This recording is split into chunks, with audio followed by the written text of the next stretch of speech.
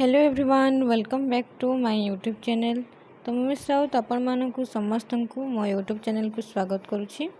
तो जमीक पूर्वर आम आलोचना करते प्राचीन साहित्य विषय में प्राचीन साहित्य विषय जो आम आलोचना करते सब सर्ट क्वेश्चन सीपीटी तो जो बहुत पिलांकर मेसेज आसले कि कौ बही कौ गाइड्रु आलोचना कर पिला कहला भी से मैंने जापार कि यहाँ कि बही बोली। तो यहाँ बही नुह गोटे गाइडटे जोटा कि प्राचीभूषण त्रिपाठींकर डॉक्टर प्राचीभूषण त्रिपाठींकर गोटे गाइडटे जोटा कि ओडिया साहित्य सीपीटी माने PG entrance A complete guide for PG entrance examination. तो पीजी एंट्रांस गोटे गाइडटे। तो मो मतरे जदि आम हाथ में टाइम नहीं तो हूँ बही को फॉलो करने अपेक्षा जहाँ भी सब सर्ट क्वेश्चन अच्छी देखीदेटा बेटर किंतु सब बेले मूल पाठ पढ़ ताबले नुह कि मुझे कहीदे देखीदेव तुम सर्ट क्वेश्चन सेमती नुहे टाइम अच्छी। तो आम निहाती मूल पाठ बा तार आम जो अच्छी ओडिया इतिहास से मूल को देखा पड़ो कहीं से ही सब सर्ट क्वेश्चन आसी सर्ट क्वेश्चन तो सब कौट मन आसबन ना से ही सर्ट क्वेश्चन सब आसी। तो आम यदि मूलटा को देखीदे तो जहाँ भी सर्ट क्वेश्चन आसो आमको आसीज। तो ये बहीटा मुझे तार फ्रंट पेजटा नहीं आसिली देखिपार जो मानकर चाहूब कि बही ये बही नुह गाइडटा आने नहीं आसब रेनबोर यहाँ हूँ ओडिया साहित्य प्राचीभूषण त्रिपाठींकर ठीक अच्छे। जो मानकर तार प्राइस 250 एटा 2 वर्ष 3 वर्ष तले माने अणाई 250 थिला। तो एबे बढ़ी जाइथिबो रेट निहाती भाव में। तो तुम जहाँ भी दरकार तुम ये गाइडटा देखिकी आनिब। तो आज आम आलोचना करबा मध्ययुगीय साहित्य। ये तो आम पूर्व आलोचना कर सारी कौन ना प्राचीन साहित्य विषय में। प्राचीन साहित्य विषय जो मैंने से वीडियो को देखी न डिस्क्रिप्शन में तार लिंक अच्छी सेठिके जाओ और से वीडियो को समस्त देखिपर तार पार्ट अनुजाई 3टा पार्ट अनुजाई तार सब जहाँ भी सर्ट क्वेश्चन अच्छी सब आम सारीचे। तो तापर देखिए मध्ययुगीय साहित्य। मध्ययुगीय साहित्य प्रथम प्रश्न अच्छी दीनकृष्ण दास केउ जुगर कवि। दीनकृष्ण दास रीति जुगर कवि। तापर कौन प्रश्न अच्छी देखा। तापर प्रश्न अच्छी केउ ग्रंथरे दीनकृष्ण जाति रे करण थिले बोली उल्लेख कराई। तो दीनकृष्ण जाति रे करण थिले बोली केउ ग्रंथरे उल्लेख कराई देखिबा। जगन्नाथ चरितामृत, चैतन्य चरितामृत, दाढ़त्य भक्ति ना रसकुल्लोल केउंथिरे कहई कि दीनकृष्ण जाति रे करण थिले बोली। तार आंसर होची दाढ़त्य भक्ति रे। तापर प्रश्न अच्छी दाढ़त्य भक्तिर रचयिता किए। दाढ़त्य भक्तिर रचयिता किए। तो लोकनाथ विद्याधर, दीनकृष्ण, दिवाकर दास ना रामदास। तो दाढ़त्य भक्तिर रचयिता होउचंती रामदास। तापर प्रश्न अच्छी दीनकृष्ण दास पुरी बासिंदा बोली केउ ग्रंथरे उल्लेख अच्छी। दीनकृष्ण दास पुरी रो बासिंदा बोली केउ ग्रंथरे अच्छी उल्लेख। दाढ़त्य भक्ति, रसकुल्लोल, जगन्नाथ चरितामृत ना चैतन्य चरितामृत। तार आंसरटी होची दाढ़त्य भक्ति। दाढ़त्य भक्ति उल्लेख अच्छी कि दीनकृष्ण दास होउचंती पुरी रो बासिंदा बोली। तापर प्रश्न अच्छी केउ इंग्राजी आलोचक जनश्रुति उपरे निर्भर करी दीनकृष्ण को माहारी पुत्र बोली कहिचंती। तो केउ इंग्राजी आलोचक जनश्रुति उपरे निर्भर करी दीनकृष्ण को माहारी पुत्र बोली कहिचंती। तार आंसरटी होची जॉन बीम्स। तापर प्रश्न अच्छी पंडित सूर्यनारायण दास और डॉक्टर बंशीधर महांती दीनकृष्ण को केउ अंचलर व्यक्ति बोली कहिचंती। पुरी ना जलेश्वर ना बालेश्वर ना कटक केउ अंचलर कहिचंती ना जलेश्वर बोली कहिचंती। किए किए कहिचंती ना सूर्यनारायण दास आउ बंशीधर महांती दीनकृष्ण को जलेश्वर व्यक्ति बोली कहिचंती। तापर प्रश्न अच्छी कवि दीनकृष्ण जलेश्वर बासी बोली केउ ग्रंथरे सूचना दे थाए। तो किए किए कहिचंती ना बंशीधर महांती आउ सूर्यनारायण दास कहिचंती कि से जलेश्वर व्यक्ति से जलेश्वर व्यक्ति बोली केउ ग्रंथरे उल्लेख अच्छी से विषय जानिबा। तो ये देखिए ऑप्शन अच्छी रस विनोद, रसकल्लोल, गोपी भाषा और गोपकाव्य। तो केउंथिरे अच्छी तार आंसरटी होची ऑप्शन ए रस विनोद। तो रस विनोद जो ग्रंथटी अच्छी से जना जाए कि दीनकृष्ण दास होउचंती जलेश्वर बासी बोली।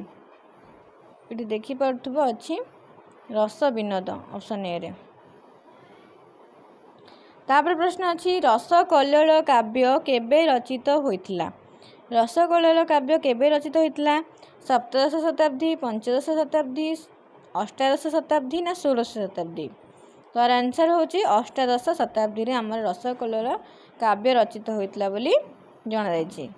तापर प्रश्न अछि केउं काव्य यथार्थ रे ओडिया रीतिजुगीय काव्य शिल्पीर एक सुमधुर झरणा। तो केउं काव्य यथार्थ रे ओडिया रीतिजुगर काव्य शिल्पर एक सुमधुर झरणा। वैदेश विलास ना विदग्ध चिंतामणि ना प्रेम सुधांधी ना रस कल्लोल। तो यार आंसर टी होची रस कल्लोल। रस कल्लोल काव्यटी होची ओडिया रीतिजुगीय काव्य शिल्पर एक सुमधुर झरणा। तापर प्रश्न अछि क आद्य अक्षर नियम रे केउं काव्य रचित। तो क रो आद्य अक्षर नियम रे केउं काव्य रचित कला कौतुक ना विदग्ध चिंतामणि ना कामसूत्र ना रस कल्लोल। तार आंसर टी होची रस कल्लोल। तापर प्रश्न अछि रस कल्लोल ग्रंथ रे केउं चरित वर्णित होईछि। तो रस कल्लोल ग्रंथ रे हमर निर्म रे जहाँ भी सब चरित्र रही जमती कि शिवंकर श्रीकृष्णकर पार्वतींकर ना गणेशंकर केउं चरित्र कथा एथिरे वर्णना करायछि। तार आंसर टी होची श्रीकृष्णक विषय एथिरे वर्णना करायछि। तापर प्रश्न अछि भागवत अनुजाई श्रीकृष्ण और गोपींक चरित केउं काव्य रे वर्णित। तो भागवत अनुजाई हमर श्रीकृष्ण और गोपींकर जो चरित कथा कहै छै केउं काव्य रे वर्णित अछि। छांदभूषण रे ना रस कल्लोल रे ना कला कौतुक रे ना विदग्ध चिंतामणि रे। तो आंसर टी होची रस कल्लोल रे। तापर प्रश्न ओडिया रीतिजुगीय काव्य मानक मध्य रे केउं काव्य को समन्वयवादी काव्य हिसाब रे ग्रहण करा जाए। तो हमर ओडिया रीतिजुगीय काव्य मानक मध्य रे केउं काव्य को समन्वयवादी काव्य हिसाब रे ग्रहण करा जाए। वैदेश विलास लावण्यवती कोटि ब्रह्मांड सुंदरी ना रस कल्लोल। तार आंसर टी होची रस कल्लोल। तापर प्रश्न रीतिजुगरे केउं काव्य पदलालित्य पई उपयुक्त बोली पंडित मृत्युंजय कहिचंती। रसलेखा सुलक्षणा विदग्ध चिंतामणि ना रस कल्लोल। तार आंसर टी होची सेही रस कल्लोल। रस कल्लोल होची हमर पदलालित्य पई उपयुक्त रीतिजुगरे। ठीक अछि। तापर प्रश्न अछि ओडिया रीतिजुगर श्रेष्ठ कवि किए। ओडिया रीतिजुगर श्रेष्ठ कवि किए बलदेव रथ दीनकृष्ण दास उपेन्द्र भंज ना लोकनाथ विद्याधर। तो ओडिया रीतिजुगर श्रेष्ठ कवि होचंती उपेन्द्र भंज। तापर प्रश्न रीतिजुग को अन्य केउं नाम रे नामित करायछि। रीतिजुग को अन्य केउं नाम रे नामित करायछि। भंज जुग उपमा वा अलंकार जुग अलंकार जुग केउंटी नुहे माने भंज जुग अलंकार जुग उपमा और अलंकार जुग ना केउंटी नुहे। तो रीति जुग को भंज जुग बोली कुहा जाए। तापर प्रश्न अछि उपेन्द्र भंजंगर केउं काव्य रे विशेष रूपे निजर सूचना देछन। तो उपेन्द्र भंज तांकर केउं काव्य रे से निज विषय ही बेसी सूचना प्रदान करछन्ती। केउं काव्य रे वैदेश विलास कला कौतुक रसपंचक ना लावण्यवती। तो उपेन्द्र भंज तांकर रसपंचक काव्य रे निज विषय रे से अधिक सूचना देइछन्ती। तापर प्रश्न केउं ग्रंथ रे उपेन्द्र भंज वंश और पितामह धनंजय भंजक संपर्क रे सूचना देइछन्ती।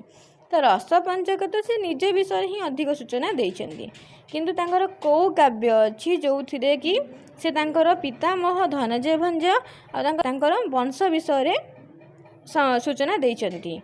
वैदेश विलास रसपंचक लावण्यवती ना रस लेखा। तार आंसर टी होची वैदेश विलास।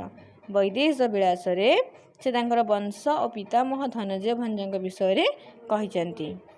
तापर प्रश्न केउं काव्य रे भंज वंश पितामह पितांकर परिचय सहित रामतारका मंत्र प्रसादरू कवित्व प्राप्त होइथिले बोली कहिचन्ती। तो तांकर केउं काव्य रे से तांकर पितामह विषय रे कहिचन्ती पितांकर परिचय सहित आहुरी कोन कहिचन्ती रामतारका मंत्र प्रसादरू कवित्व से पाइथिले बोली बा प्राप्त होइथिले बोली से कहिचन्ती। तांकर से काव्यटी कोन जानिबा वैदेश विलास रसपंचक ना रसलेखा ना लावण्यवती। तो तांकर ସେଇ କାବ୍ୟଟି ହେଉଛି ଲାବଣ୍ୟବତୀ, ଯେଉଁଥିରେ କି ସେ ତାଙ୍କର ବଂଶ ବିଷୟରେ କହିଥିଲେ, ତାଙ୍କର ପିତାମହଙ୍କ ବିଷୟରେ କହିଥିଲେ ଏବଂ ସେ ରାମତାରକା ମନ୍ତ୍ର ପ୍ରସାଦରୁ କବିତ୍ୱ ପ୍ରାପ୍ତ ହୋଇଥିଲେ ବୋଲି ମଧ୍ୟ କହିଥିଲେ। କେଉଁଥିରେ ନା ଲାବଣ୍ୟବତୀରେ। ଆଜିର କ୍ଲାସ୍ର ଏଇଟା ଶେଷ ପ୍ରଶ୍ନ। ରସଲେଖା କାବ୍ୟର ସମାପ୍ତିରେ କବି ଉପେନ୍ଦ୍ର କେଉଁ ଗଜପତିଙ୍କର 27 କଥା ଉଲ୍ଲେଖ କରିଛନ୍ତି? ପ୍ରତାପରୁଦ୍ର ଦେବ, ନା ଅନଙ୍ଗ ଭୀମ ଦେବ, ନା ଦିବ୍ୟସିଂହ ଦେବ, ନା ପୁରୁଷୋତ୍ତମ ଦେବ?